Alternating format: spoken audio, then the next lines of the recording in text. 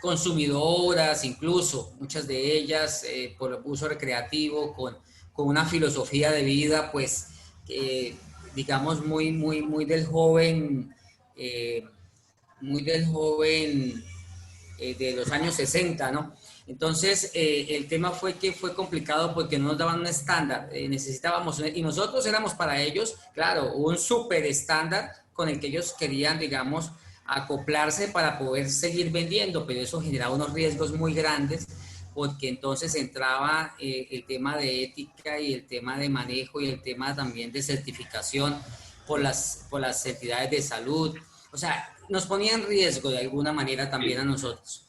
Fue muy complicado, no que no se pudiese hacer, bueno, ya si mi doctor León, hay una clínica certificada, habilitada, con cierto, digamos, protocolo, manejo, con toda la investigación que soporta, cómo el cannabis medicinal es benéfico para, no solamente para usos medicinales en la parte de salud física, sino para uso medicinal en la parte psicológica y psicoemocional, ansiedad, depresión, estrés post-trauma, una cantidad de fenómenos que nos puede ayudar.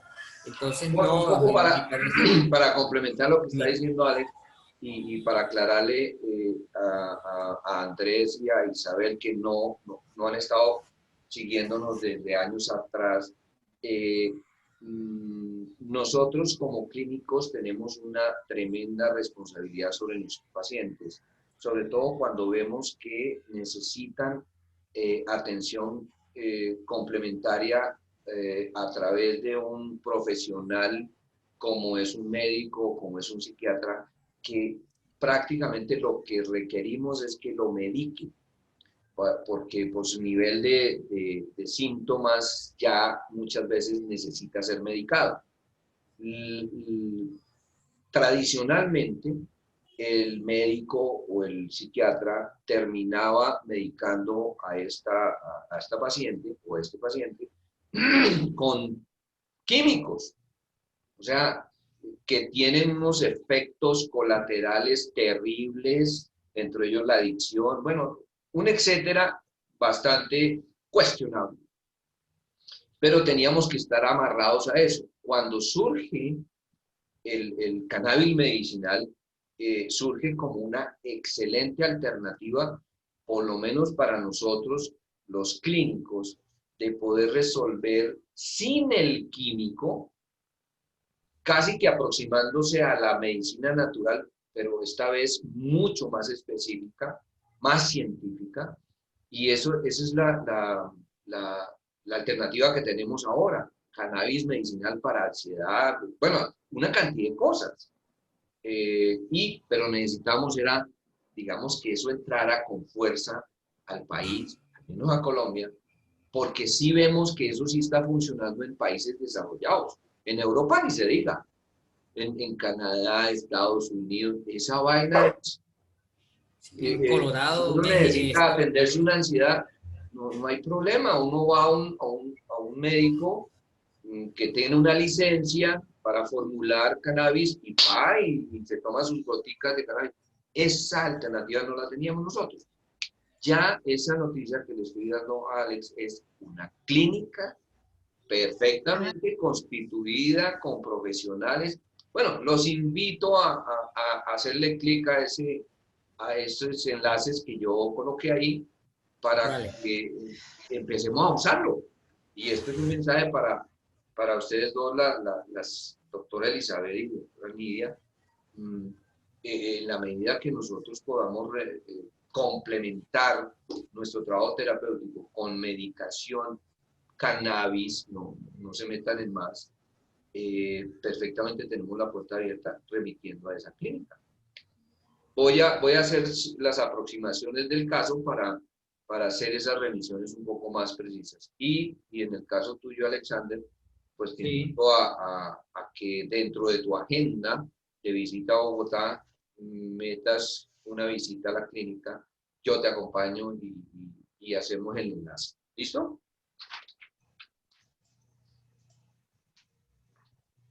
Qué bueno, es espectacular. una muy buena noticia porque acá en las dietéticas se están vendiendo ya el aceite de cannabis para el consumo, pero no hay un control, entonces la gente se está automedicando. En mi caso, sí he usado el aceite de cannabis en la rodilla derecha con el tema de Buenísimo mi para dolor.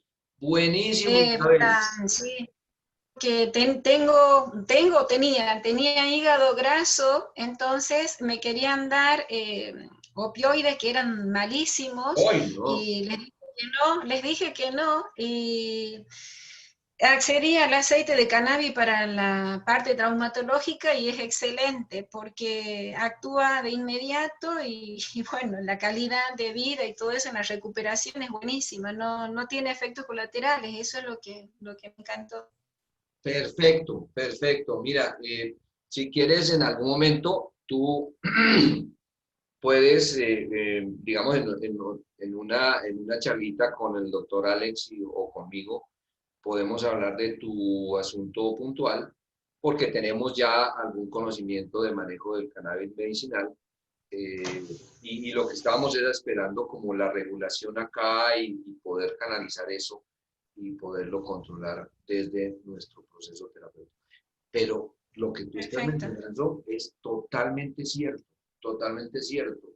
Para dolor articular es perfecto, Sí, sí, perfecto. sí, sí, sí. Sí he Y tenido, o evitas sea, meterte en el camino del opioide, que eso sí, exacto. Sí, me estaban por dar tramadol hoy no. y tomé 2 gotitas nada más y se me dio vuelta el mundo. No, no, Entonces no, dije, no. no.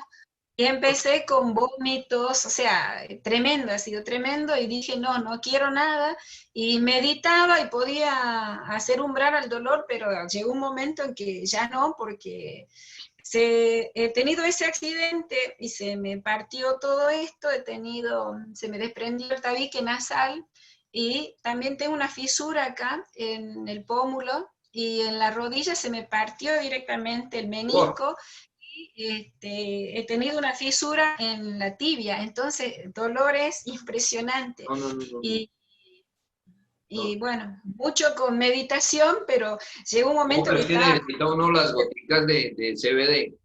Sí, sí, sí, Sí, sí, sí. definitivamente, Y con eso definitivamente. de 10. Sí, por eso es buenísimo. Y te venía leyendo, porque siempre publicás y publicás, sos un dínamo de publicar, y desde hace 2 años o más que te vengo siguiendo y leyendo, y es impresionante todo el material. Por eso me acordé del material y lo estaba buscando, porque sí lo tengo en mi drive, a todo lo que estaban hablando. Ok, Ujú. ok, perfecto, listo. Entonces esa, Eh, dime. yo quisiera, mi doctor León, un poco rápidamente para no... mira, yo llegué al tema del cannabis con mi doctor León inicialmente porque tengo uno de mis hijos, ya gracias a Dios ya superamos esa fase, convulsionaba desde los 2 años y medio, tenía convulsiones nocturnas y yo hice cualquier cantidad de cosas y alguien me habló del CBD.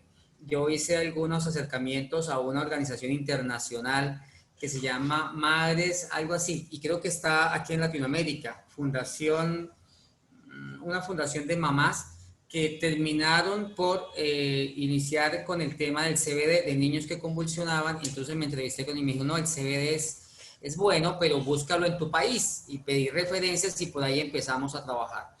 Fue bueno, fue muy adecuado para mi hijo, redujo en gran medida la intensidad y la frecuencia de las convulsiones, que eran sobre todo nocturnas, eh, pero bueno, y avanzamos en esa línea y nos dimos cuenta que no solamente para convulsiones, y para Parkinson, es muy bueno para el tema de Parkinson también, para el tema de migraña, dolor de cabeza intenso, es también muy bueno el manejo del CBD.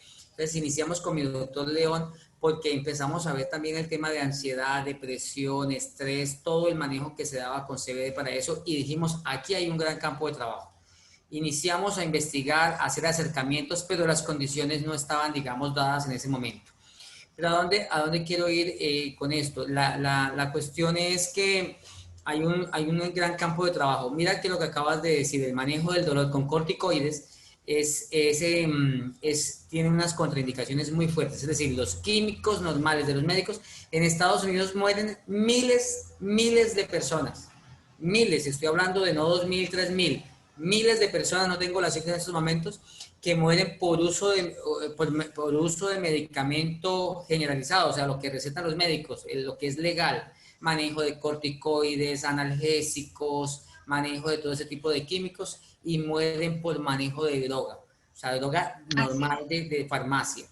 En cambio, esta medicina natural, que es la que no quieren las grandes farmacéuticas que se conozca, y ahí están haciendo sus intentos, precisamente lo que nos dan es esto, mayor tranquilidad en cuanto a las contraindicaciones y los efectos secundarios, ¿sí? Que son de mejor uso, sí. Entonces, con mi hijo estuve muy bien. ¿Cuál fue el tema? Que al final les tocó parar la producción. Las organizaciones que estaban trabajando ya sacando el CBD, les tocó parar la producción porque el gobierno nacional les dijo, no, paren la producción y esperen a que todo se regule, haya unos protocolos, a que todo se estandarice. Y adivinen quién entró a manejar el tema. Alemania con Farmacielo hizo la primera inserción en Colombia. Bueno, el tema económico. Pero lo cierto fue que al parar esa producción me tocó que dejar de darle CBD a mi hijo. Y al dejar de darle CBD a mi hijo para que mejorara las condiciones, me tocó volver al medicamento de carbamazepina. Entonces, ahí estamos, pero es eso, porque ahora, lo que no tuvo en cuenta el Ministerio del Interior para tomar esta decisión de parar la producción de medicamentos por los que ya estaban extrayendo CBD en Colombia, es que ellos tenían miles de pacientes que iban a dejar su tratamiento de dolor, su tratamiento de temblores, su tratamiento de ansiedad, su tratamiento en estos para el cáncer. Mira, hay estudios, el doctor León lo reconoce, hay estudios que para el cáncer es excelente el tratamiento con cannabis medicinal. Entonces, pero sería buenísimo, de verdad, poder profundizar mucho más en él y continuar en esa línea, mi doctor León. Listo, no se diga más. La noticia es básicamente que mi doctor Alex, ya tenemos una puerta abierta y ya tenemos vencidos muchos obstáculos, porque era básicamente la legislación, la legalización, la producción, el proceso, y simplemente nosotros, no, y de una tenemos un centro médico, donde tú puedes ir en este momento, remitido por nosotros y decir, hombre, yo estoy remitido de Medinet porque yo tengo un problema de ansiedad, denme algo. Y allá te agarra un médico y dice, bueno, sí, tomes estas goticas, este aceitico, eso es todo para lo que necesitamos a la clínica. ¿Sí me entiendes? Sí. El resto lo manejamos nosotros. Y a la misma vez, pacientes que tienen una comorbilidad, no necesariamente con salud mental, tenemos un jurgo de pacientes que llegan a consultar, por decir algo, problemas de aprendizaje, pero entran cojeando. ¿Y qué le pasa? No, pues estoy con un dolor de rodilla. ¿Por qué uno no puede remitir para el dolor de rodilla de nuestro paciente? Así no sea un motivo de consulta directo. Ese es el punto. Ya tenemos dónde, Alex. Perfecto. Desde 10. Una pregunta, mi doctor, que me nace con esta discusión es la siguiente. Es que me pasó algo en estos días y me ha pasado ya varias veces, incluso me pasó algo complejo también en ese sentido, y es que es lo siguiente: llegan personas con depresión mayor, y entonces ya me ha pasado en algunos casos que me llega con depresión mayor a la consulta, pero que cuando hablo de en vivo al psiquiatra me dicen que no. En uno de esos casos, hace como unos 6 años, porque me llegó uno de mis vecinos y me habló y me dijo de su hija, y yo la valoré y yo le dije, no, esto ya se sale del trabajo conmigo, necesitamos psiquiatra. A bordo necesitamos psiquiatra porque ya estaba desvariando, ya tenía desvarío, desorden de pensamiento. Incluso se desorbitaban los ojos. Esto no es conmigo, hay que buscar psiquiatra. Entonces, lo que me dijo es que estaba por una situación económica muy difícil y que no tenía lo del psiquiatra. Yo hablé con un psiquiatra conocido y bajó mucho la consulta, pero aún así el señor no la llevó al psiquiatra porque consideraba que no tenía los medios para llevarla. Lo cierto es que yo no quise continuar con eso, yo no quise atenderla porque sentí que era muy comprometedor. Preciso, a la semana y media, 2 semanas, esta niña de 16 años se ahorcó con una toalla en una cama doble. Y yo me quedé con un pensamiento y es, ¿por qué yo no fui capaz de decirle, mire, mientras que tiene el dinero para el psiquiatra, mientras que la lleva al centro, pero usted sabe lo que pasa con las EPS, dele fluoxetina? O sea, clávele una fluoxetina mientras tanto. Bueno, me quedé con eso hace 6 años. Eso me ha pasado 2 o 3 veces más, en donde yo me quedo esperando la cita por la EPS o me quedo esperando a que el psiquiatra me dé espacio. Ya me da, claro, en depresiones moderadas, no tan severas, entonces me deja pensando el tema de los casos de atención prioritaria o de urgencia, en donde el psicólogo conoce el caso y le toca que es mirar cómo se quita del medio, porque si la paciente no es tratada rápido, el caso queda con el psicólogo. ¿Sí me explico? El caso termina siendo investigado desde nosotros. ¿Por qué? Porque todavía no lo ha atendido psiquiatría. Entonces uno lo que hace es rápido y si no, yo prefiero no tomar el caso. ¿Sí? Mi doctor Alex, mi doctor Alex, eso... Y la siguiente pregunta, mi doctor León, qué pena que te interrumpa, es ¿hasta dónde en estos cambios que deben desarrollarse de acuerdo a las necesidades y al contexto y a lo que pasa, hasta dónde los psicólogos más adelante, pienso yo, o una línea de trabajo más adelante, pueden desarrollar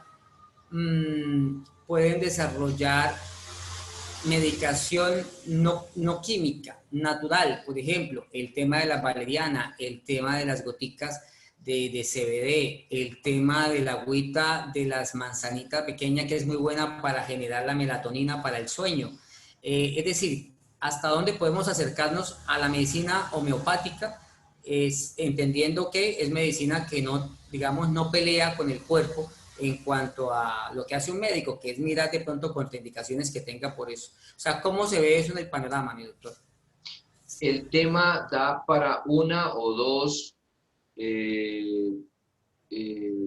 citas de 2 horas cada uno, porque es tan importante las dos preguntas que has hecho, porque debes tomar en cuenta muchísimos aspectos de tipo práctico, pragmático, teórico, ético, moral, legal. Bueno, eso tenemos que ponerlo todo en un solo recipiente y marcar ciertos parámetros de actuación de nuestro ejercicio profesional. Sea lo que te estás refiriendo, no eres el único que ha pasado por ahí, pero hay respuestas y hay formas de darle manejo a eso. Yo propongo que sea un tema completo, que me parece que es muy importante. Algo así como se llamaría el manejo bioético del psicólogo en trabajo interdisciplinario, algo así, y poder nosotros expresar nuestra propia experiencia, el manejo que le hemos dado y observar cuál fue el correcto procedimiento y aprender de ello, porque nada está escrito, mi doctor. Sí, señor. Un libro que hable de eso, no, nada, no hay un manual. Eso tenemos que aplicar nuestro sentido común, nuestra responsabilidad, nuestra ética. Eso da para unas charlas y lo propongo como un gran tema que podemos abordar. Sería muy conveniente mirar esa parte. Mi doctor Gustavito, finalmente no habíamos querido arrancarle en serio sin ti. ¿Cómo estás? Bien, ¿no? Tuve problemas con el celular y entonces no. Estaba ahí tratando de arreglar ese lío. Ah, bueno, pues Pero alcancé a oír lo que planteó Alex y estoy de acuerdo contigo. Ese es un tema muy, muy, muy complicado. Yo he sí, tenido en algunos casos de bien, personas bien, con muy graves de psicosis y eso, y definitivamente las herramientas del psicólogo son muy, muy, muy limitadas por todas las consideraciones que tú hiciste, pero igualmente uno siente como la necesidad de actuar y de hacer algo, ¿no? Hay medidas de emergencia que se pueden tomar eventualmente, pero puede llegar un momento en que esto se le sale a uno de las manos y necesita el paciente una medicación, sea natural o sea química, pero ujú, la sola consulta, el trabajo cognitivo, etcétera, en estos casos rebota contra algo que es claro. superior a nuestras capacidades. Si estamos de acuerdo, lo abordamos próximamente como un tema central de Minet, de nuestras reuniones. Gracias, Alexander, porque al retomar ese tema creo que nos haces reflexionar y creo que lo vamos a abordar si todos estamos de acuerdo. ¿Mm? Ojalá Sí, perfecto. Listo, podamos hacer algo. listo, Es listo. una realidad Perfecto. terrible, pero es una realidad. Tenaz, tenaz. Mi doctor Gustavito, te actualizo. Por fuera de, como le dicen a uno ahora, por fuera de cámaras te voy a contar digamos, el grupo Medinet que está viendo en este momento, detrás de ti, a tus espaldas, hemos inventado un plan eh, que en nuestro tiempo llamaba en contubernio. Te lo informaré por fuera de cámaras. Espero que estés de acuerdo, o si no estás de acuerdo, pues te va a tocar estar de acuerdo, pero vamos a ver si te va a sonar el contubernio que acabamos de hacer, aprovechando tu ausencia. Ese es el costo de no llegar a tiempo. Es correcto, mi negro. Le pueden mover la silla a uno. Sí, No. sí, no te preocupes. Bueno, después te comento. Listo. Y te actualizo de los otros temas que estábamos charlando antes de que entraran.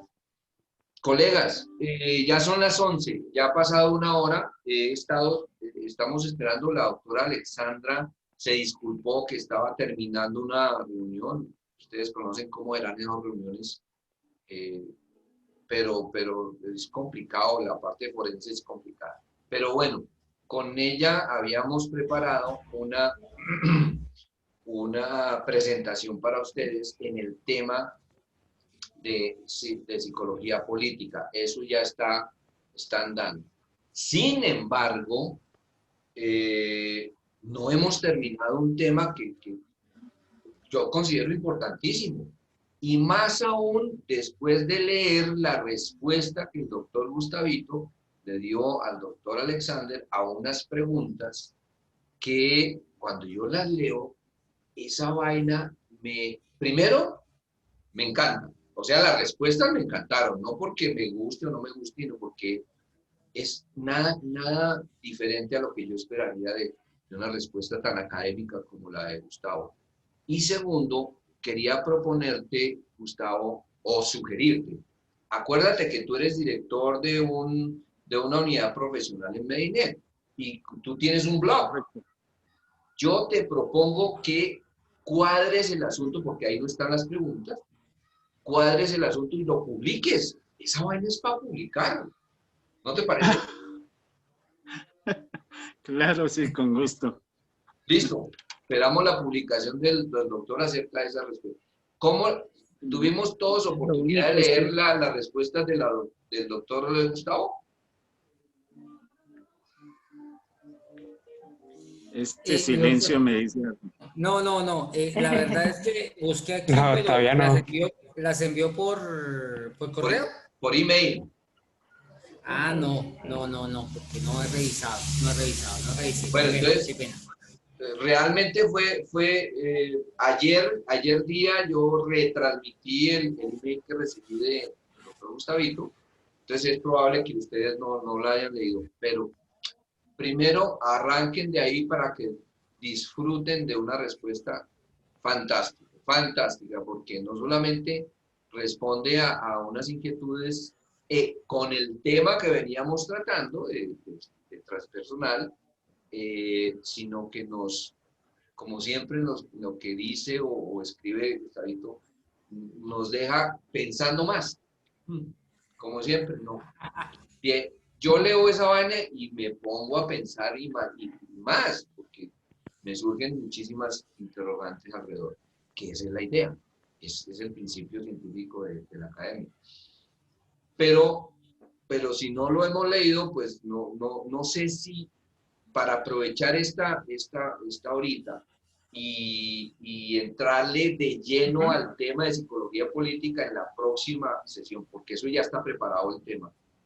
Aprovechemos el restico de día, de hora que nos queda, y no sé si mi doctor Gustavito me permite, yo voy leyendo la respuesta que dio mi doctor Gustavito Vale. a ese tema. Yo las tengo aquí en pantalla, no sé si tú las tienes ahí, si no... ¿En pantalla? ¿Te comparto? La monto. Sí, ¿Te comparto? Te voy a compartir el share screen. Listo. Ya compartí pantalla. Okay. Sí, yo no las mandé por WhatsApp porque los textos son muy largos y no me permitió el sistema. Está bien, por eso... y es un documento muy interesante que agradezco mucho que lo hayas hecho así, porque lo puedo conservar. A ver, mi doctor, ya compartí. Sí, déjame, estoy ya descargando. Y ya, listo, perfecto. Aquí está, compartir. ¿Lo logran ver? Ok. Ah, sí, perfecto. Ahí ya lo estamos viendo, mi doctor. Listo. Perfecto. Si quieres, leámoslo, a ver qué cosas surgen. Bueno, yo empiezo y ustedes me siguen. La primera pregunta contiene dos temas diferentes. En primer lugar, el malestar en la cultura es un ensayo de Freud, que se refiere a su hipótesis sobre la posible influencia de las creencias religiosas en el control de las sociedades e individuos humanos que, en teoría, evitarán que los instintos incontrolables de estos motivaran conductas destructivas y patológicas que a su vez hicieran imposible la convivencia y la cooperación en la sociedad. Este es un argumento muy frecuente de las personas creyentes para justificar la necesidad y valor de las religiones, pero está basada en una falsedad ideológica. ¡École! ¡Esto! ¡Fantástico! Yo aplaudo, o sea, en un solo párrafo, mejor dicho, es como, no. Yo me sentí como en las peleas de Muhammad Ali. Sí. Nada que hacer. Que venga a ver cómo es que, y le doy un puño y lo siento de una mano. Bueno, sigue mi doctor. Bien, si bien es cierto que las narraciones mitológicas jugaron y siguieron jugando un papel muy importante en la formación de las comunidades y en el sistema de control de grupos humanos cada vez más numerosos y complejos, también lo es que en nombre de dichas creencias se han cometido los peores crímenes. Ay, sí, las cruzadas, la Inquisición, toda esa vaina. Claro, totalmente de acuerdo. Entonces acá los peores complejos tratados de grupos humanos, crímenes como el racismo, cacerías de brujas, masacres, guerras santas, terrorismo, violación, pedofilia, crímenes de género, corrupción, extinciones de especies animales, destrucción del medio ambiente, y lo peor es que se siguen justificando toda clase de atrocidades en nombre de la fe. No, esto hay que publicarlo.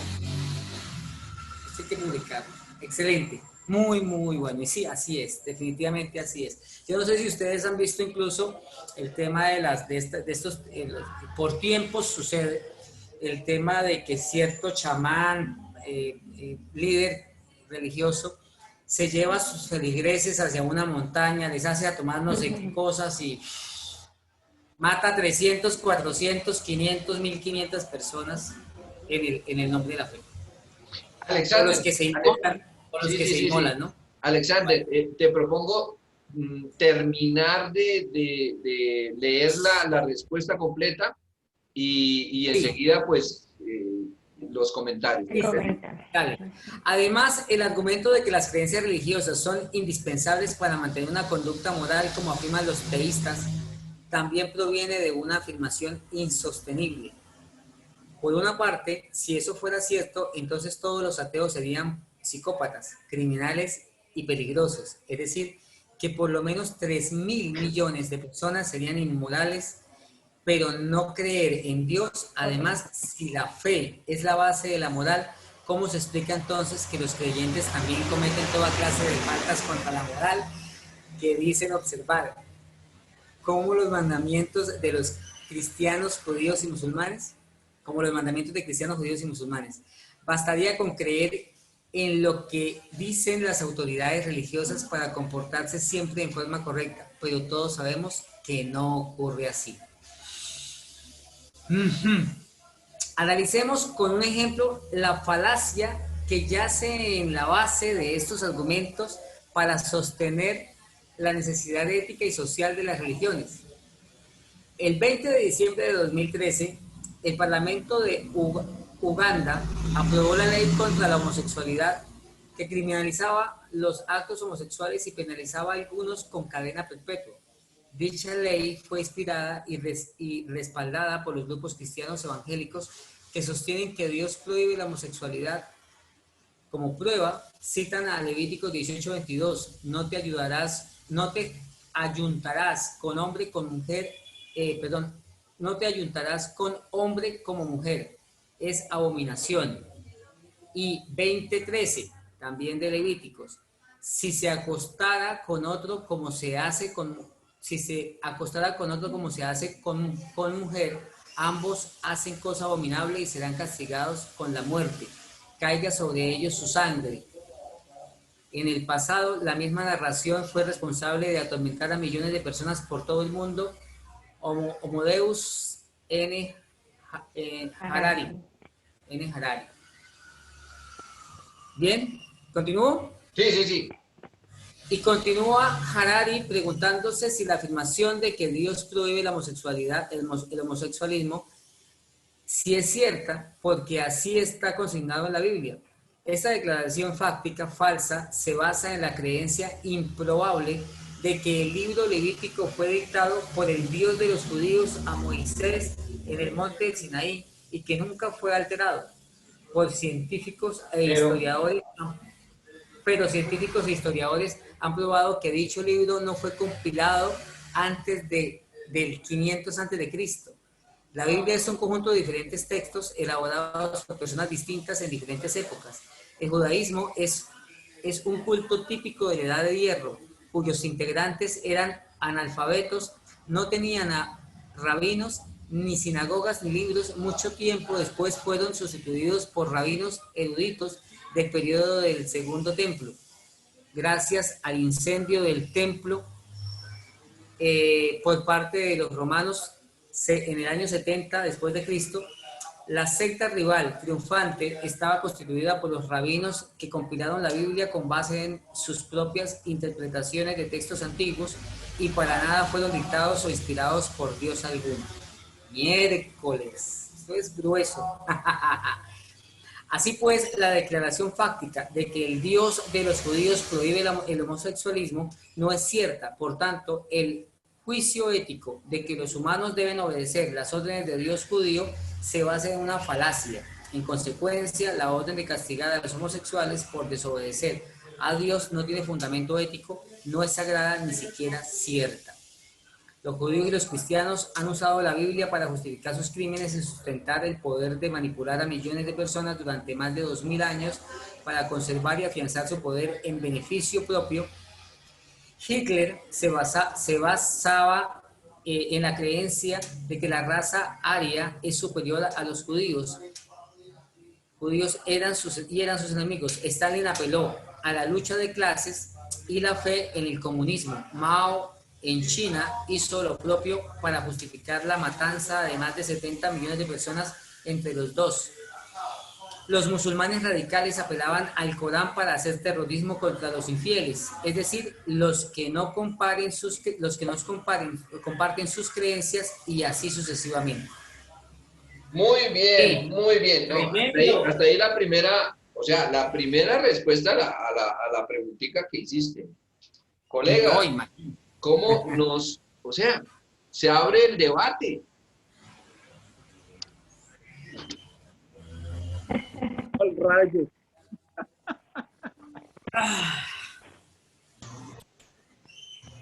Oh, pues, imagínense, después de Bueno. un knockout de esos de Mohamed Ali, pues uno queda tembleco.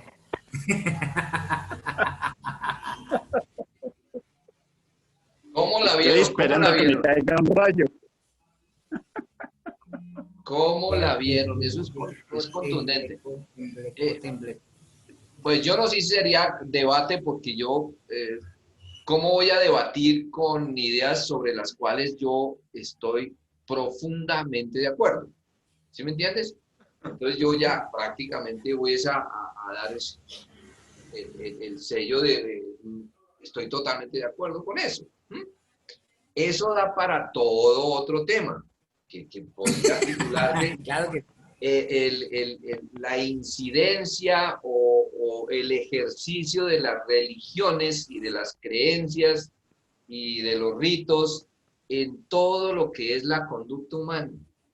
Y sin irnos tan antiguamente, podemos hacer un ensayo tan interesante de hoy día cómo está siendo controlada la conducta humana a través de las creencias religiosas. ¿No creen ustedes que ese es un temazo? Total. sí, señor. Sí, señor. Bueno, oiga, y este Alexander, ¿qué nos está compartiendo? No, estoy acá. Ok, ya. Acuérdate que nosotros estamos viendo tu pantalla, man. Yo creería que esto es un tema sumamente complejo. Y lo más delicado de esto es que de alguna manera nos toca, ¿sí? Sobre todo a los que hemos sido creyentes y en ese sentido pues hay que ir, digamos, como en un paso a paso. Yo he sido, digamos, un pensador de todos estos temas, incluso por mucho tiempo, estuve andando en temas de ocultismo, no porque hiciera nada malo, sino porque la curiosidad. Y eso me hizo tener un recorrido frente al mundo de la espiritualidad. Luego, eso me hizo trasladarme hacia el cristianismo y ahí he avanzado durante los últimos años, pero siempre con esa mente crítica de estos temas, o sea, siempre con las preguntas y la curiosidad. No es que no quisiéramos avanzar hacia allá, sino que considero que es un tema, ya que nos toca tanto, deberíamos hacerlo, digamos, como con cierta pasividad, con cierta, digamos, pausa, porque sí tengo muchas preguntas ahí, es decir, sería casi que más que un aprendiz, un paciente en estos temas, consideraría yo. Bueno, pero para nada, he sido un pensador, me hago las mismas preguntas que ustedes cuando veo todo lo que pasa y lo que se hace a través de la fe, no solamente el tema de la comercialización de la fe, sino la sujeción de personas, el tema de abuso sexual, el tema de maltrato, en el tema de, bueno, económico, que ya lo hablamos, en una cantidad de cosas impresionantes. ¿Cómo la fe termina siendo una herramienta para poder manipular socialmente? Ok, listo, Alexander. Yo propongo, porque el debate puede llevarnos a pisar callos de sensibilidad que no queremos pisar. Ujú. Yo propongo una regla de juego acá. Para un debate de estos, tenemos que ser conscientes que estamos metiéndonos en un tema que puede estar trascendiendo con los valores construidos en las personas. Yo puedo construir a lo largo de mi niñez o en mis periodos de maduración, lo que sea, puedo y tengo el derecho de construir mis propios valores. Uno de los, o sea, no necesariamente valores son lo que nos enseñan los papás, ¿sí? Que hay que ser honesto, leal, toda esa vaina, porque uno de adulto ya construye una serie de valores de nivel superior, llamémoslo así. Sí, Y a mí me dio la gana de construir un valor llamado creencia religiosa. Ok, uso mi libertad de escogencia, que es la más, digamos, el valor más grande que tiene un ser humano, ese es la libertad de escoger. Entonces uso mi valor de libertad de escoger y yo escojo regirme por una creencia religiosa. Y eso nadie tiene que cuestionar esa vaina. Es como si tú te pusieras a cuestionar los valores de otra persona. Ahí estás pisando un terreno absolutamente prohibido para cualquier persona y menos para una discusión de tipo profesional. Entonces, la primera regla es, vamos a debatir el tema con total libertad, pero haciendo una gran excepción. No se trata de cuestionar los valores que están dentro de las creencias de las personas. No lo vamos a hacer. Y si las personas que están participando en el debate sienten que están siendo cuestionadas, pues no tienen sino dos opciones: hacerlo ver, expresarlo, porque podemos cometer ese error, y o simplemente no participar del debate, porque esa es una conducta esperada de los seres humanos. Lo que vamos es a tratar de implementar una regla ética, y es el respeto máximo a los valores de las personas. No estamos hablando de los valores religiosos de nadie ni de las personas. Estamos usando también, por el lado nuestro, la libertad de escoger cuestionar, que esa es claro, una función de los científicos. necesario. Si nosotros no cuestionamos, pues entonces podemos quedarnos congelados como en la edad de piedra. Tenemos el derecho a cuestionar, y cuestionar no es atacar, no es vilipendiar, demeritar, no, eso va a estar excluido del debate. Si esas dos reglitas las podemos cumplir, adelante con el debate. Entonces, arranque. Yo quisiera decir algo, Sigue. quisiera hacer una pequeña acotación. Primero que todo hay que distinguir entre religión y espiritualidad. Este es un punto muy importante para el debate. Segundo, tenemos que distinguir entre religión y valores humanos o principios que nos guían, y que por el hecho de creer o no creer en una religión, esos valores son cuestionables ni son motivo de discusión. Y explico rápidamente. La religión surge por ahí más o menos, como todos nos hemos dado cuenta por los documentales y textos antropológicos y los estudios arqueológicos, etcétera, muy hace, pero muchísimos años. Y surge porque es un instrumento que fue muy importante en la creación de la sociedad humana. Lo voy a explicar. A diferencia de los animales, inclusive de los animales más inteligentes, hablemos de simios y hablemos de delfines y qué sé yo, los seres humanos desarrollamos en algo que algunos autores llaman la revolución cognitiva. Desarrollamos la capacidad del lenguaje, de un lenguaje complejo, articulado, basado en el raciocinio, cierta lógica, etcétera, y de eso pueden haber pasado más de 70.000 años. La diferencia que se creó con este instrumento cognitivo y este instrumento del lenguaje frente a los animales fue la capacidad de crear grupos numerosos y unirlos a través de una creencia, de algún tipo de ideología, por llamarlo de alguna manera. Está claro que el lenguaje humano es esencialmente narrativo. Es decir, los seres humanos somos muy dados a hablar y contar historias, y a través de la capacidad que hemos desarrollado en la evolución en los últimos 70.000 años, hemos sido capaces de crear historias muy complejas, pero a la vez historias muy convincentes para el momento en que se crearon.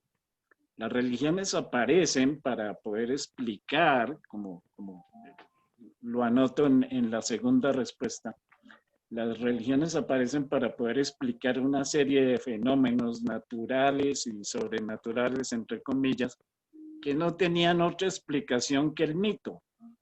Es decir, si los primeros humanos y en la era o en la edad en que apareció la agricultura hace más o menos unos 12 o 13.000 años, hubieran tenido instrumentos científicos o conocimientos científicos, no hubieran necesitado inventarse mitos. Así que para poder explicar fenómenos como el rayo, el terremoto, la inundación y la misma muerte, pues no tuvieron otro remedio que utilizar su capacidad de inventar historias a través de las cuales pudieran explicar estas cosas, pero a la vez esas historias hicieron que las personas se pudieran unir. Si no hubiera sido por esos hechos, por esos fenómenos del lenguaje y de la necesidad de los seres humanos para cooperar entre ellos para sobrevivir, pues no tendríamos sociedades complejas. Un simio puede aglutinar y dirigir, digámoslo de alguna manera, mandar en una manada que puede llegar hasta 50 o 60 individuos. Pero nosotros somos capaces y hemos sido capaces de construir clanes de 100, 200, 300 personas, tribus, y después pueblos, y después naciones, y hoy en día Trump sale a echar un Twitter y hay 1.000 millones de personas que están pendientes de lo que él dice, y así sucesivamente. Y eso es gracias a la capacidad humana de utilizar un lenguaje narrativo. Esto es un asunto muy importante entender, porque las religiones nacieron precisamente para crear ese tipo de aglutinamiento, de unidad, que le permitiera a esos grupos humanos sobrevivir en condiciones sumamente difíciles y enfrentarse a otros individuos que tenían otras creencias, otros mitos, y a través de los cuales también se unían. Y eso se fue desarrollando y se fue convirtiendo en religiones. Pero el hecho de que eso haya sucedido en el pasado no significa que siga siendo necesario en el presente.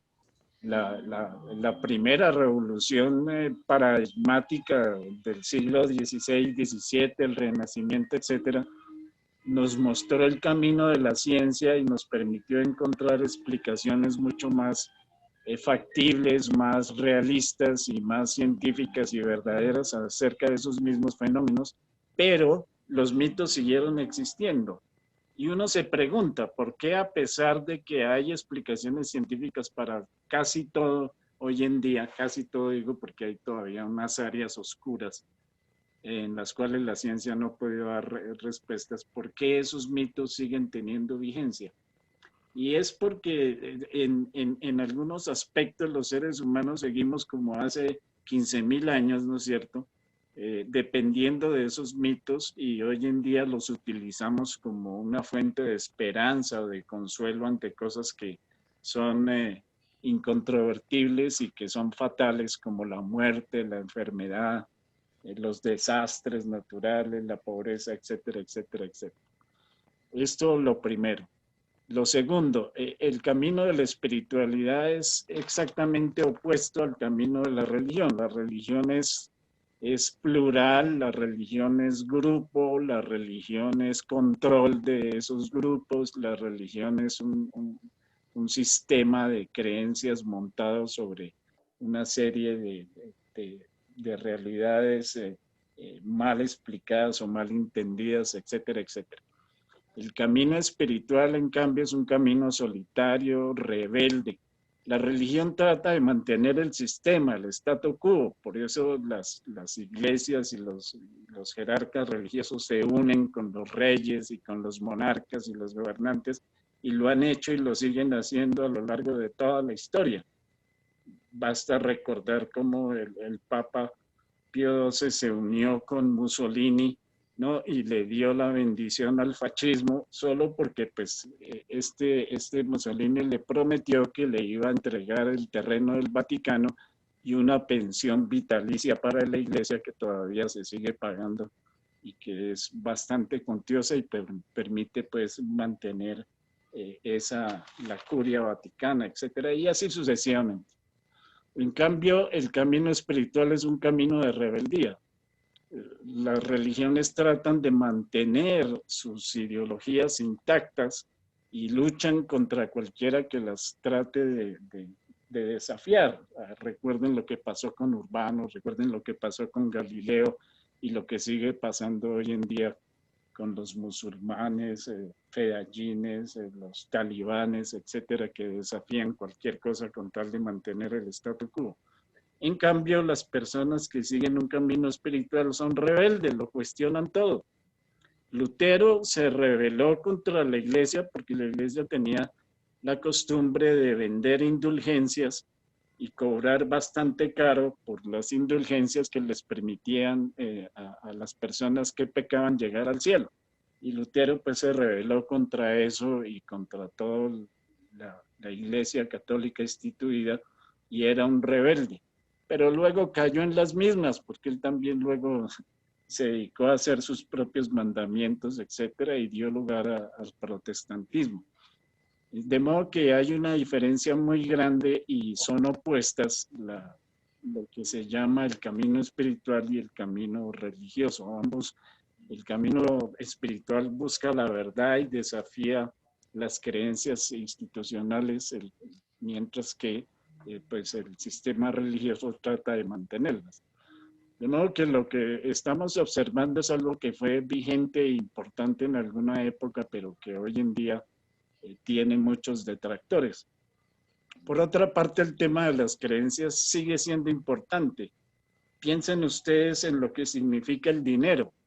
El dinero se basa en una creencia, la creencia de que un papel que no tiene ningún valor, como un billete, ¿cierto?, puede representar para quienes comparten la creencia de que ese papel representa la posibilidad de intercambiarlo por una cantidad de bienes, tiene la posibilidad de existir y de mantenerse y de dar lugar a lo que conocemos hoy en día como el sistema económico mundial, simplemente basado en una creencia, la creencia de que si yo presento ese papel, otra persona va a aceptar o va a compartir mi creencia de que ese papel representa una cantidad de oro o de otros elementos valiosos y lo puedo intercambiar por comida, por un carro, por un televisor, por un vestido, por una casa o lo que yo quiera. De modo que las creencias siguen siendo algo muy importante en nuestro mundo moderno, no solo las creencias religiosas, sino las creencias que sustentan cosas como el sistema económico, para no ir más allá. Hechas estas aclaraciones, me callo. Ese Gustavito, Dios mío. Tú me has hecho reflexionar cada vez que complementas una respuesta. Yo te voy a dar lo que pienso de lo que tú estás pensando, de que es la respuesta a la respuesta. En fin, si algo nos caracteriza a los que nos dedicamos a estudiar la conducta humana y a los que nos dedicamos a intentar modificarla para beneficio de nuestros pacientes, yo si me diera la posibilidad de cambiar la profesión de psicólogo, yo simplemente le pondría especialistas en lo incierto, porque responde a una pregunta que tú estás haciendo y que durante miles y miles de años no nos hemos podido responder. Y por eso seguimos pegados a las creencias. Listo. Siglo XX y lo que parte del XXI, lo que va del XXI, ha sido monumentalmente una fábrica de respuestas a lo incierto, empezando por todo lo que, las respuestas que ha construido la ciencia, la tecnología, etcétera. O sea, se han abierto una cantidad de fábricas de respuestas a algo que nosotros preguntábamos desde el siglo XIX para atrás y no teníamos respuestas. No teníamos respuestas. ¿Cómo un ser humano llena algo que se pregunta y que no tiene la respuesta? ¿Cómo? ¿Cómo? Ustedes que son psicólogos, pues a punta de una creencia. Si yo digo, cayó un rayo y yo no tengo la respuesta, yo soy un troglodita, no tengo la respuesta con un rayo, y jue madre, esa vaina me aterra y estoy digamos, en la zona de incertidumbre, pues yo para estar más tranquilo, para bajar mis niveles de ansiedad, ¿cierto? Porque es desesperante la ansiedad. Yo me invento una creencia, decir, no, pues es que es el dios Thor, que es el pum, y esa vaina está, uy, no, es que cuando le salta la piedra al dios Thor, hay que entrarse porque lanza una vaina y que nos puede matar. Y yo quedo relativamente tranquilo porque yo digo, es que es ese man que está Piedro y entonces le meto a la cueva. Pero yo ya tengo una respuesta y los niveles de ansiedad, yo troglodita, los bajo. O sea, el ansiolítico más eficaz para la humanidad son las creencias para unas cosas. Para unas cosas porque nos tranquilizan. Imagínense responder una pregunta que no hemos logrado responder, por Dios, con siglo y medio de avance científico y tecnológico. ¿De dónde vengo?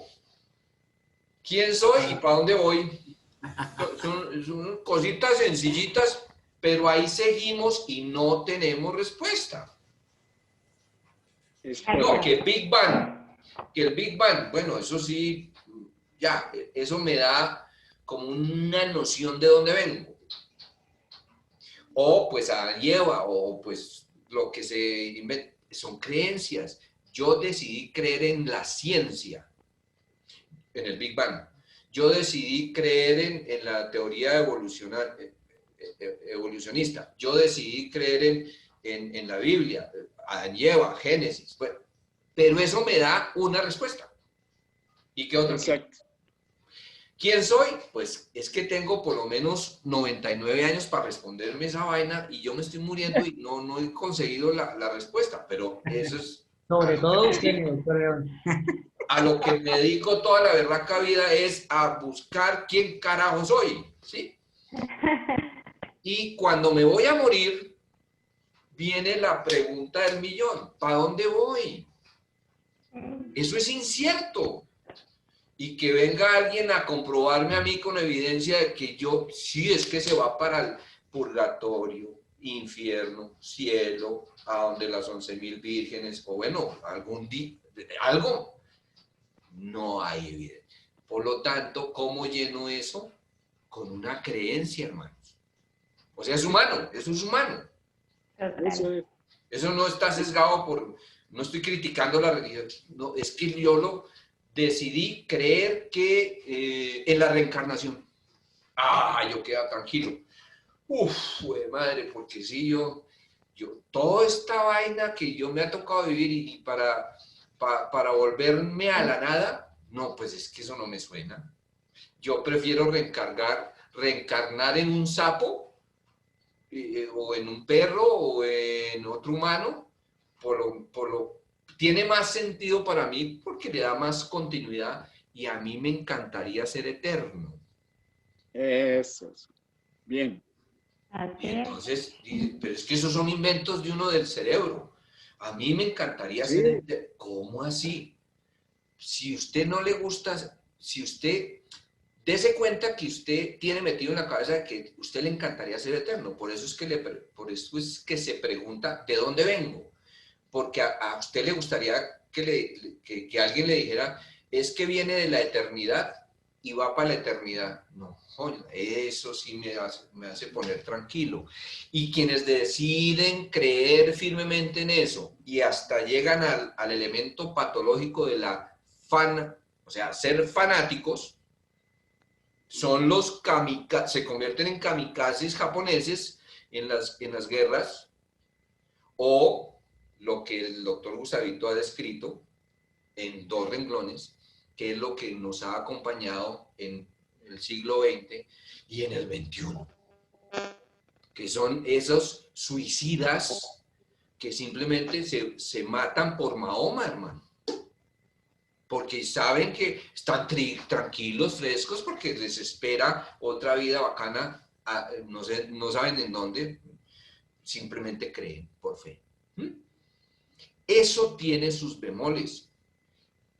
El elemento, por lo menos es lo que yo les expreso, el elemento menos insano que tiene un ser humano es el control, el autocontrol, menos insano. Gracias al autocontrol del individuo, del grupo o de las masas, no nos hemos extinguido. Si no hubiera habido un tipo de control en las guerras, simplemente esa vaina se vuelve una recocha y no estaríamos reunidos ahorita porque pues, los correspondientes abuelos hubieran estado muertos y no hubieran conocido a nuestros correspondientes abuelas. ¿Sí me entiendes? El punto es, gracias al autocontrol es que nosotros logramos sobreexistir. Cuando el autocontrol se sale de cauce, es cuando existen esos fenómenos que Gustavito mencionaba. En aras de justificar el autocontrol por cualquier razón ideológica, simplemente voy a echar mano a elementos irracionales, creencias irracionales, y dentro de ese tipo de creencias irracionales se cuelan muchos elementos de tipo religioso. No es más. No es más el asunto. Simplemente necesita uno justificar esa vaina que ni sabe por qué se le está presentando a uno. Imagínense que yo sea Stalin. Ay, Dios mío. Stalin haciéndose esas preguntas. ¿De dónde vengo? ¿Quién soy? ¿Y para dónde voy? Acuérdense que el comunismo, un parámetro del comunismo es la negación absoluta a las creencias religiosas y déjenme decirle, es la represión a las, vamos a decir, a la espiritualidad de los seres humanos. Simplemente lo atacaban y no era con este o con lo otro, simplemente le notaban que en su verbalización hablaba de fe, y lo mataban. Sí, listo, porque eso es prohibido. Imagínense ese tipo de personajes sociopáticos intentando contestarse esas 3 preguntitas, echando mano a creencias irracionales, mitología y cosas que no tienen mayor asidero, extinguidos. O sea, afortunadamente no hubo sino un solo Stalin, un solo Mussolini, un solo Hitler, porque si eso empieza a darse, pues esto ya, mejor dicho, miremos por la ventana, por la próxima bomba atómica nos va a acabar. Afortunadamente hay Gandhis, hay Budas, hay, digamos, el señor ese del Tíbet. Pues, esos son elementos de luz no me refiero subjetivamente, sino a la claridad que tienen en cuanto a la expresión de sus ideas. bueno, etcétera, que logran compensar el que ese tipo de psicópatas o sociópatas echen mano de las creencias de las masas, las manipulen y nos lleven a un destino que todos nos podemos imaginar cuál es. Extinguirnos, definitivamente extinguirnos. Y no se te olvide que Stalin se convirtió, es decir, Stalin creó una religión, ¿no? Por supuesto. El hecho de que no... Es la el antirreligión. estalinismo Sí, es sí, una sí. religión, sí. O Digamos, sea, se basaba en un mito, el mito del comunismo, y se utilizó para perseguir a los opositores y para, pues, justificar toda clase de barbaridades. Mao también, el culto a la personalidad en China fue algo que causó 40 millones de muertos, casi nada. Es decir, es que el hecho de que no se llamen cristianismo o jainismo o maometinismo, lo que sea, islamismo, lo que sea, no quiere decir que no sean religiones, porque al fin y al cabo parten de los mismos principios. El culto a la personalidad, el dominio, el control de las masas, la creación de enemigos para unir a la gente, una ideología pues fuera de la cual no hay salvación, y todo ello es exactamente lo mismo que una religión. La religión que vino a sustituir a las otras religiones es el humanismo hoy en día. Y estamos viviendo todavía, los que no somos teístas, pues entonces estamos acudiendo a una nueva religión que se llama el humanismo. Bueno, en fin, y vendrán otras. Vendrán otras. Gustavito, ¿y por qué estamos hablando en este momento de estas vainas? ¿Será que es nueva la disertación, el debate? Por supuesto que no. Si esto fuera nuevo, ¿cómo explicamos que hace 3.000 años, o más, yo no, ya me pierdo en la historia, un imperio, cuando dice un imperio hace 3.000 años es una vaina tenaz, ¿sí? Egipcio, se basara en creencias. Claro, tenían avances científicos. La creencia que el faraón era Dios. Pero es que cogían a un gato y lo adoraban. Esto no es una clase de historia egipcia, pero todos sabemos que hubo un imperio que controló a la humanidad hace 3.000 o más años. ¿Y con base en qué? Sí. Pinches creencias. Porque era la profunda ignorancia del, comillas, pueblo o del ser humano promedio, que pues no tenía otra alternativa sino, fue madre, ¿de dónde vengo? ¿Quién soy? ¿Para dónde voy? No, y me lo están diciendo.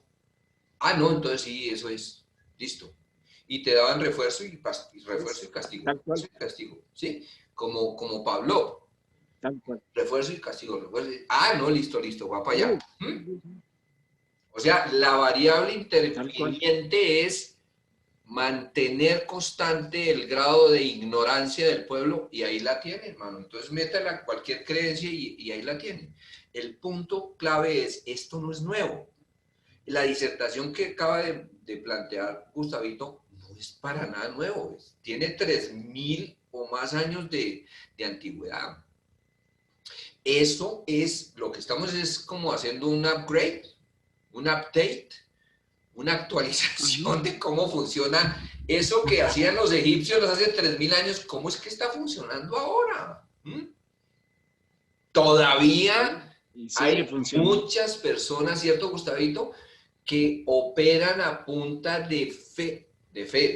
Me refiero sin cuestionar los valores religiosos de las personas. Fe es un acto irracional de tragar entero sin buscar evidencia. Es una nueva definición de fe. Sí. Y eso, pero es así. Cada vez es menos. Cojan un millennial. traten de enchufarle una fe. Pelado de 17, 16 años, usted tiene que creerme así porque yo lo dije.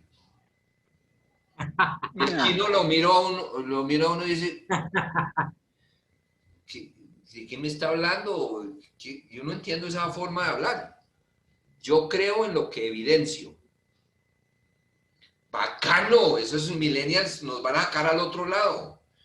Van a cometer cualquier cantidad de embarradas, pero nos van a sacar al otro lado porque es una generación entera que no traga entero. Y eso era lo que necesitábamos. Nosotros somos de generaciones que tragábamos todavía entero. Parten Por de la eso base. el debate debe darse, porque si no los millennials van a caer en manos de la cienciología o de alguna de las 100.000 religiones que se están creando hoy en día, sobre todo en California. ¿Cómo que? Sí, sí, sí. Siempre habrá quien, un predicador nuevo que saque un cuento nuevo, pero lo que tú dices es cierto. Cada generación viene con un chip, afortunadamente, un poquito afortunadamente. Distinto. Yo no soy de los que piensan que eso es, ay, Dios mío, ¿qué va a pasar? Porque entonces se perdieron los valores. Esos escándalos de los padres tradicionales, no, idiota, no es que se perdieron los valores, es que ellos están haciendo un upgrade de los valores. Y eso de cantarlo es difícil. Sobre todo cuando a uno le dijeron, crea en eso, pero porque sí, porque yo lo digo. ¿Se acuerdan de López, del cómico? Bueno, el punto es, eso es tan acertado lo que acaba de plantear Gustavito, que nos lleva a plantearnos el que esto, por más de que lo debatamos, no lo vamos a resolver jamás, hermano, porque va a quedar por ese lado de las creencias, por ese lado del pensamiento irracional, pensamiento mágico, religión, toda esa vaina, han pasado imperios completos, han hecho esto y han bajado también y se han quebrado, como las empresas. Imperios como el de egipcio, los griegos, los romanos, imperios españoles, portugueses, italianos, bueno, etcétera, y llegamos hasta nuestros días, y seguirá siendo una estándar, con mejor calidad de vida, que esa es otra parte de la historia. Nada que ver con la calidad de vida del ciudadano promedio de hace 3.000 años, por Dios. Por supuesto. Por Dios. Nosotros tenemos mejor calidad de vida. Okay. Gustavo y yo seríamos momias en este momento, hace 3.000 años. Nadie llegaba a esa edad. Nadie. Lo máximo, pues si en el siglo XIX el pobre Bolívar llegó a los 30 años y era ya un anciano por las enfermedades y toda esa vaina. Hace 3.000 años, yo no sé cuál era el promedio de vida de un ciudadano promedio en Egipto. 25, 28 años. Por mucho. Menos. Entonces, ¿qué grado de productividad puede tener una persona en 20, 25 años? Pues nada. Ahora, nosotros los que olemos a momia, todavía estamos produciendo. O sea, sí hay cambio en términos de calidad de vida, Ola. Eso hay que reconocer. ¿Cierto? Eso podríamos estar charlando un jurgo. Yo sé que quedan 2 respuestas más. Ay, yo no sé cómo meter tanto tema acá. ¿Qué proponen ustedes, Ola? Porque el tema leámosla, la minuto y las finiquitamos, leámosla para dejar cerrado. Leámosla. Eso yo. Sí, para que no quede allí. Vuelvo a compartir la share screen. Veamos la segunda respuesta de la primera pregunta. Bueno. Queda mi doctor, mándanos. Uy, venga a ver. Ahí ya lo estamos viendo. B. Listo. ¿Te parece que yo la lea? Listo, dale. Listo. La búsqueda de trascendencia no tiene que ver con la existencia de seres sobrenaturales, mitos o leyendas. La creencia en este tipo de entes metafísicos que supuestamente son superiores a la humanidad, llámense dioses, demonios, espíritus, brujas, etcétera, que la dominan y ordenan sus vidas, no es más que un producto del pensamiento mágico, propio de culturas muy antiguas que no tenían cómo entender los fenómenos naturales como rayos, temblores, eclipses, catástrofes, etc. Su ignorancia junto con la tendencia del ser humano a inventar y relatar historias y tejer leyendas dieron lugar a las religiones y los mitos en que se basan sus creencias. Creo que estamos hablando del mismo tema. No es preciso creer en leyendas y mitos para explicar un impulso natural, muy humano y universal que nos ha llevado a lo largo de la historia. No solo a encontrar explicaciones cada vez más plausibles y útiles sobre la naturaleza de los fenómenos, sino también para conferirle a la propia vida un significado que va más allá de satisfacer unas cuantas necesidades básicas y otras más superfluas, como las que surgen de la codicia, la discriminación, la envidia, los celos, etc. El deseo de venganza, la búsqueda de poder, fama y la satisfacción inmediata y compulsiva de todo tipo de deseos que no son instintivos y más bien parecen surgir de compulsiones, y muchas de ellas de creencias y dogmas que justifican la manipulación e incluso la aniquilación de aquellos que no las comparten, tal como muestra la historia de crueldad y terror de las religiones. Tampoco se necesita creer en entes internos como el alma, el espíritu, el ego, el cuerpo astral, el yo superior y demás falacias típicas de la nueva era. El principio de la navaja de Occam o principio de la economía y la parsimonia privilegia la explicación más sencilla como la más probable ante cualquier asunto que deba ser comprendido. Apelar entonces a la acción o influencia de entidades adicionales al cuerpo o la mente para entender la búsqueda de trascendencia resulta no solo innecesario, sino además errado. Colegas, ustedes tienen la palabra. ¿O le entramos a la pregunta 2 o qué? Porque es que ahí hay mucho que debatir, hola.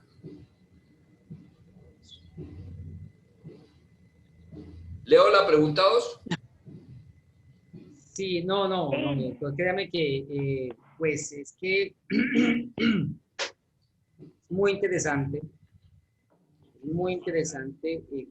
cómo el doctor Gustavo, digamos, desarrolla el tema con base en la no explicación objetiva de esas preguntas existenciales y trascendentales, lo que nos lleva a la construcción cada vez más de entes, de fenómenos, de entes, de personajes externos, pero también de entes internos, ¿cierto? Entonces es muy interesante esto, porque de alguna manera nos lleva a decirnos, si no se puede ver, medir, no existe. No existe. Y entonces, a mí de alguna manera me sorprende el doctor Gustavo, porque siendo del estudio de la psicología transpersonal, separa, ¿sí me hago entender? Siendo del estudio de la psicología transpersonal, separa aún en la crítica, tiene esa capacidad, no sé si lo puedas identificar. Para poder decir, no, a pesar de que esto es algo que da explicación, tengo ruido, a pesar de que esto da explicaciones, nada de esto realmente existe, sino en nuestras mentes para tratar de dar entendimiento y comprensión a esas preguntas existencialistas que todos tenemos. Pero él se para desde el no, se para desde la no creencia por la no objetividad de la explicación de estos fenómenos. A pesar de ser una persona que tiene avanzados estudios en temas de psicología transpersonal y de estos fenómenos que pues los hablamos en la conferencia con él. Eso es muy interesante, ¿cierto? Es muy interesante. ¿Cómo se explicaría entonces tantas cosas? O sea, es que uno se queda pensando, ¿no? Cuando muere una persona y era un ser humano y resulta que minutos antes estaba en la cama, te hablaba con una experiencia de vida, con una historia de vida, con un lenguaje, con unas formas, y en un momento dado está el cuerpo, pero eso otro se fue. Se fue. ¿Qué era eso otro que había allí? ¿Cómo lo podemos explicar? Lo que llamas tú, eso otro, es un invento, Alex. Es un invento que a lo largo de la historia te han hecho creer que existe algo adicional. Eso otro. Y como tú crees que eso otro existe y no te has dado a la tarea de verificar si eso existe, cuando llega el momento, pues tú entras en conflicto total porque dices, ¿para dónde se fue eso otro? Parte de... No, es el típico sofisma de distracción, silogismo. Juicio número 1, cierto. Juicio número 2, aparentemente cierto, pero es falso. Y conclusión, aparentemente verdadero, pero es falsa. Y tú revisas la lógica y tú dices, ¿y esta vaina qué es? Eso pues, no todo lo lógico es cierto. Eso es parte de filosofía del segundo bachillerato, mano. Pero mi doctor, se me olvida. Entonces estaríamos, digamos, estaríamos planteando la idea de que seríamos como los computadores que crean, que el software, desarrollan el software. Espera, Alex. Cuando el computador se funde, el software termina, porque en últimas es la construcción de la mente, es la construcción de neurotransmisores, es decir, y entonces los neurotransmisores dejan de funcionar porque mueren, entonces se destruye la mente. Es decir, estaríamos hablando de algo así. No hay nada más allá. Es que mira, cuando tú formulas preguntas, está llena de silogismo las preguntas, porque estás asumiendo que existe la mente, hermano. O sea, todo lo que inventes de aquí en adelante tiene bases falsas porque estás asumiendo que existe la mente. Bueno, ya hay un etcétera. Déjame un experimento. Ajá. Vamos a coger un grupo de niños que los vamos a criar normalmente en un ambiente donde no les vamos a influenciar toda esta cantidad de ideologías o toda esa vaina. Y les vamos a enseñar algo fundamental que va a durar toda la vida. Usted nace por el Big Bang, tiene una vida de promedio de 90 años y después va a morir y va a desaparecer. Y ya no va para ningún lado. Y yo voy a crear esos chinos con esa berraca creencia. Cuando ese chino vaya a morir, cuando tenga 90 años, ¿tú qué crees que se va a preguntar? No va a estar tranquilo, porque ya se educó durante 9 años donde dice, ya uy, que está yo estoy muy enfermito, ya tengo que irme porque pues esto ya terminó mi carrera acá. Hasta luego, hermano, nos vemos, ya. ¿Listo? Porque él cognitivamente no se va a preguntar algo que nosotros sí nos preguntamos. ¿Para dónde vamos? ¿Para dónde va ese otro? ¿Cuál otro? Mente, espíritu, toda esa vaina que uno le meten en la cabeza. Claro, cuando uno va a morir, dice, ¿para dónde eso va otro? Y queda uno intranquilo y más bien se muere de angustia, hermano.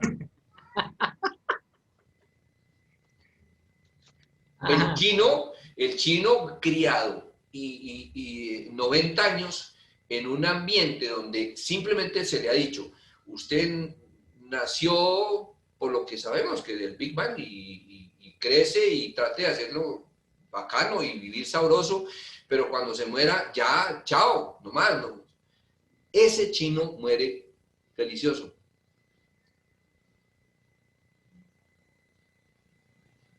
¿Sí se han preguntado eso? O sea, en ciencia ustedes saben que, por lo menos eso nos lo enseñó Einstein, no necesitan ustedes coger las cosas y volverlo fáctico. No es que vamos a coger un experimento con un grupo de chinos y vamos a esperar 90 años a ver qué pasa.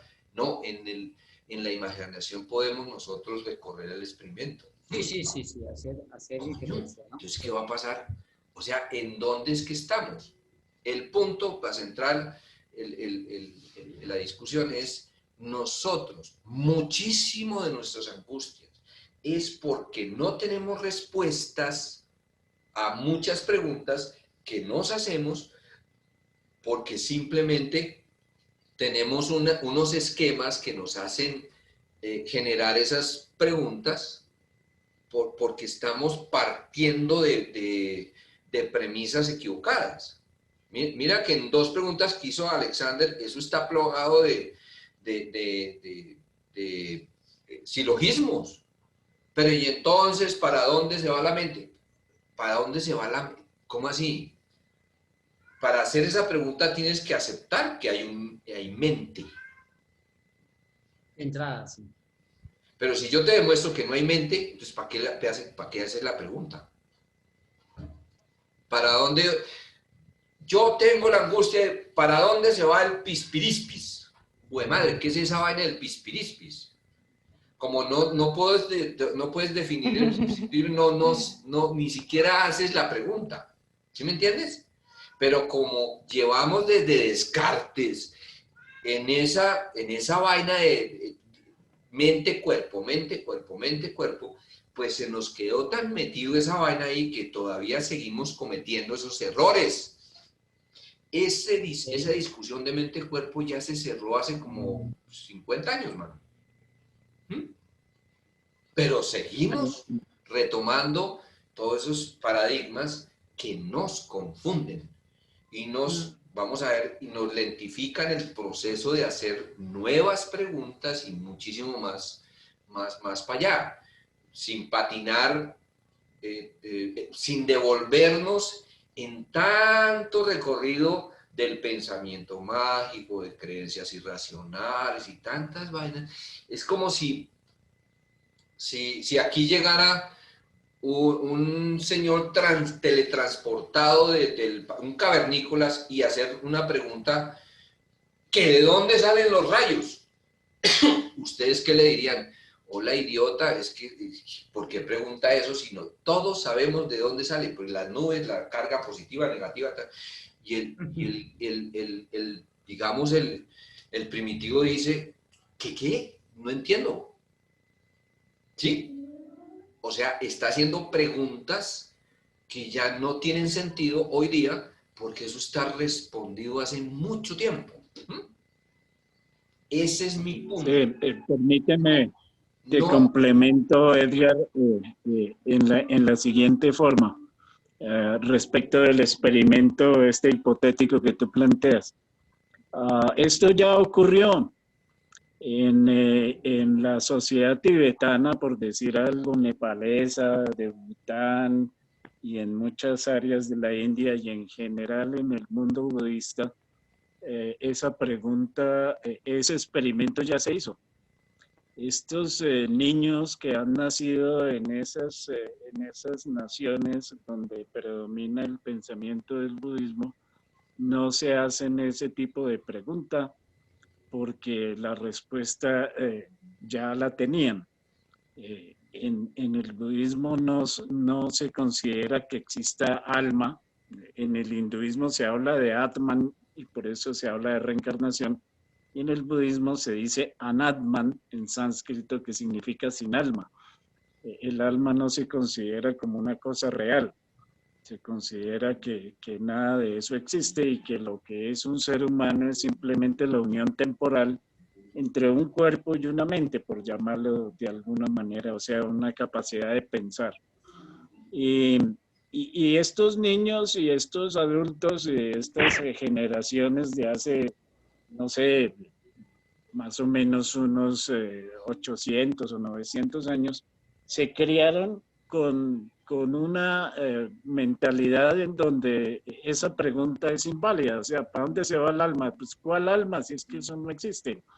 Y los científicos han buscado, y eso es una cosa históricamente comprobable, mucho de la ciencia del siglo pasado y antepasado acerca del funcionamiento del cerebro se dedicó a la búsqueda de dónde estaba el alma, si estaba en alguna parte del cerebro o en el corazón o en el hígado, ¿no? Y ya exploraron muchísimo y no encontraron nada. Y no lo encontraron porque no había nada. No hay nada de eso. No existe ningún Gustavo, mira, espíritu, ni es que tú algo, me ni das nada papaya por ahí. para complementar lo que estás diciendo. Es como si en este momento trajéramos a un individuo del imperio egipcio y nos pusiéramos a buscar la evidencia de todas y cada una, todos y cada uno de esos elementos de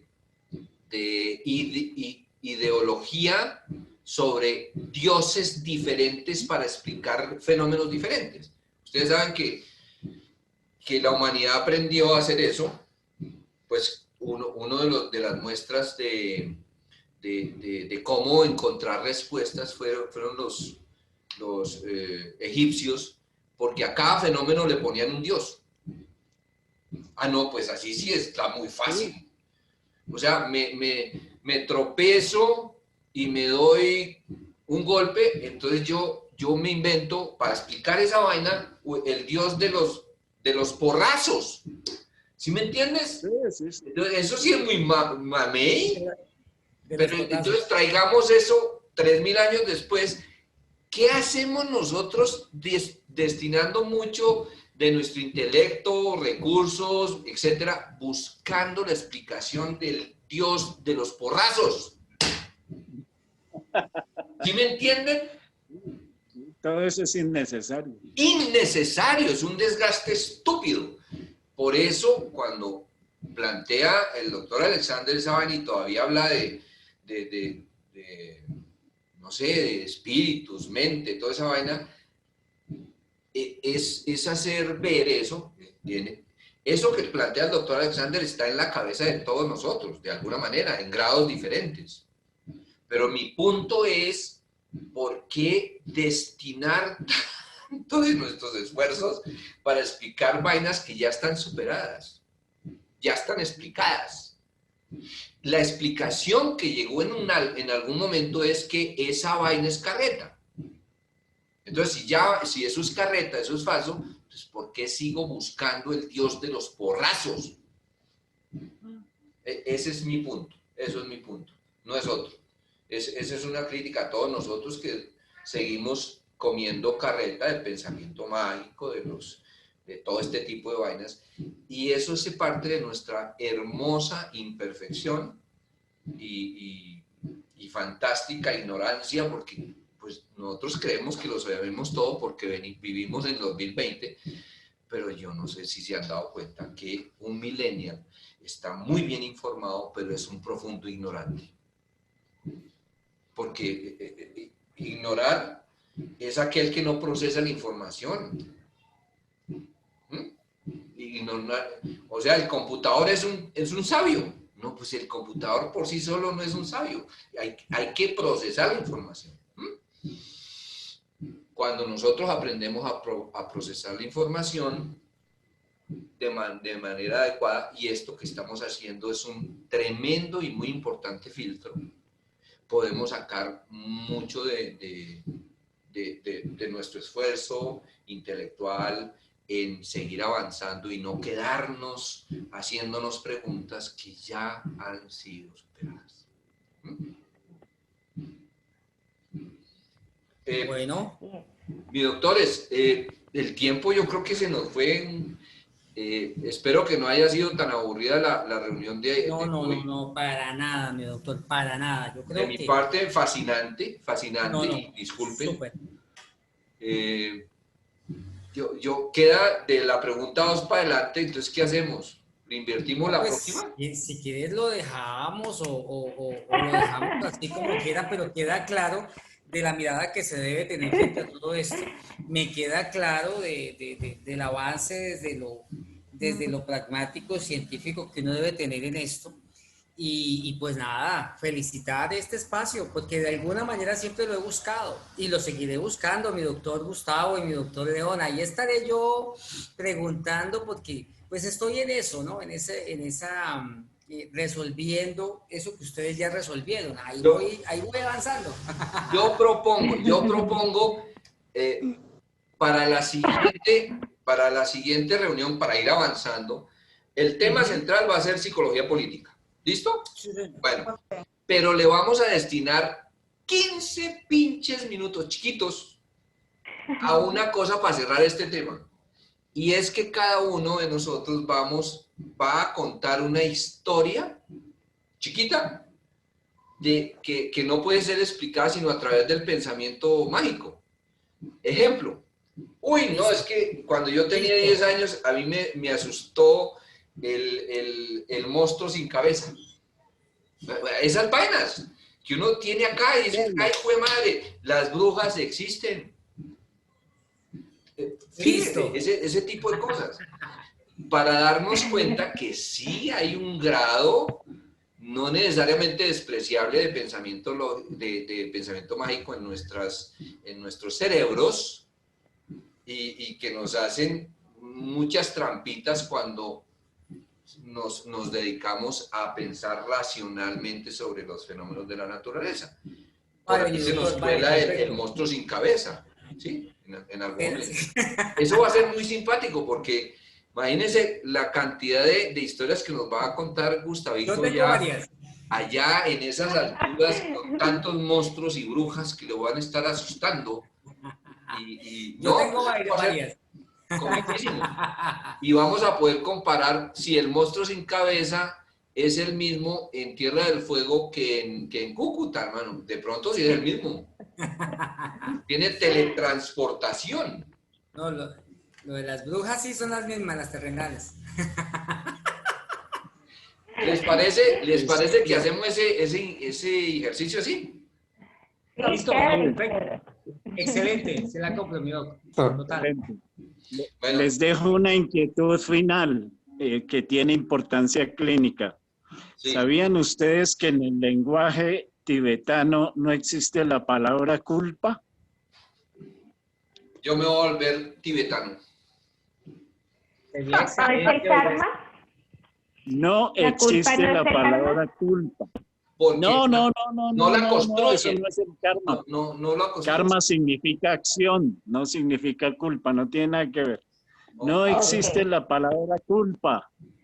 Y ustedes saben que hay cantidad, yo casi diría que la mayoría de los pacientes que consultan sufren de sentimientos de culpa. Así que la culpa es un invento de las sociedades occidentales. En el lenguaje del Tíbet no existe la palabra culpa, por tanto nadie sufre de sentimientos de culpa. Uy. Póngame ese trompo en la uña. Fantástico. Y eso complementa la respuesta que tú has dado en una de esas preguntas de cómo has sobrevivido. Con esto acabas de responder el resto de vainas. Claro. Pregúntense, ¿cómo ha sobrevivido la empresa más antigua del mundo actual? Lleva 2000 años y no se ha quebrado. Explotando la culpa. A través del manejo de la culpa. Ahí les dejo. Ahí les dejo ese pedacito. 2000 años. Cuando el doctor León me dijo esas mismas palabras hace como unos 4 años o 5, algo así, me dijo, cuando hablamos de esos temas, me dijo, pura gestión de la culpa, para explicar todo lo que ocurría con el tema de las religiones. Mire, me vine yo en ese avión echándole vueltas a esa Gestión de la culpa. Los Pura gestión de la tibetanos lo resolvieron hace 800 años. Ay, Dios mío, imagínate, desgastando en este momento pues, con el tema de la culpa, cuando hace 800 años ya tienen todas las respuestas, por Dios. Los tibetanos. Es una construcción que nos hace infelices. Es ignorancia de nosotros no pararle bolas a estudiar lo que nos enseñan los tibetanos, no es más. Uno no necesita ser tibetano o volverse de esa religión, no, necesita estudiar, entender. ¿Listo? Colegas, no quiero ser abusivo. De cuestionar lo que uno cree que es verdad. Punto. Sí. El conocimiento está en todo lado. Colegas, yo no quiero ser abusivo con el tiempo de ustedes. Yo quiero ya soltar la reunión en este momento, con mucho pesar de mi parte, porque quisiera yo pasarme 2 horas más acá, pero debo hacerlo por respeto al tiempo de todos ustedes. Los invito para la próxima. Arrancamos con 15 minutos con anécdotas de pensamiento mágico y le entramos al tema de psicología política, que me hablo de psicología política. Listo, Eso. Listo. Me voy muy contento. Muchas gracias, mi doctor. Muchas gracias. Con muchísimo Muchas gracias. Gustavito, y a publicar ese artículo. Bueno, Ese un abrazo. artículo debe ser publicado. Ahora Gracias. hablamos porque Gracias. no sé cómo es lo del blog y a ver si me ayuda. Sí, el complot. Ya hablamos del complot. Ya te llamo. Chao. Blog. Blog. El blog, no. del blog y del complot. Chao. Bueno, mis dos. Chao. Buenas tardes. Chao.